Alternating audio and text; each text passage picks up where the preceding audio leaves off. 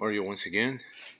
This morning is Thursday, September 4, 2025, and I have removed the wings of this model just to get it out of this area here. I did some additional tweaking to the frame. As you can see, it's a lot easier to work without the wings and in this space right here, even though the space is quite roomy.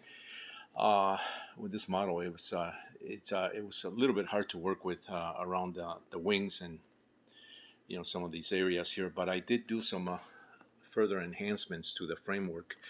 Let me point out here that there are some sections here that the Quicksilver's original aircraft that inspired me to build these Quicksilver style RC ultralights is does not have that bracing at the front there, and does not have this type of bracing, this triangulation here.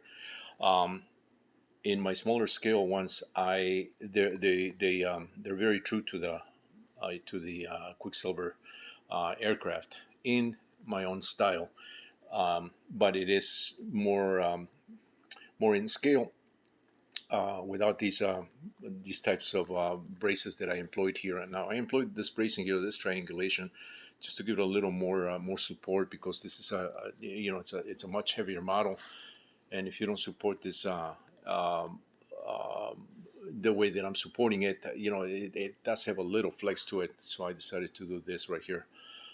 Reason for that bar right there, or those rods right there, I show this in some other videos, you can watch those, is also to keep the angles, the frame angles. If you were to look at this from the side, keep these angles just from collapsing backward, because that happens if you don't triangulate, or if these connections here are not firmly done or solid.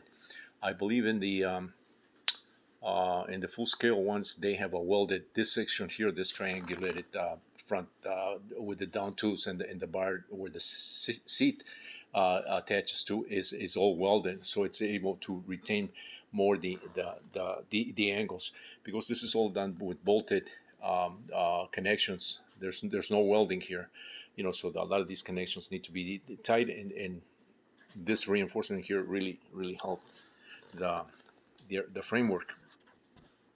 So what I wanted to show here is these, what I'm doing here with these fiberglass rods and these couplers here, aluminum couplers with a tab and a hole right through it.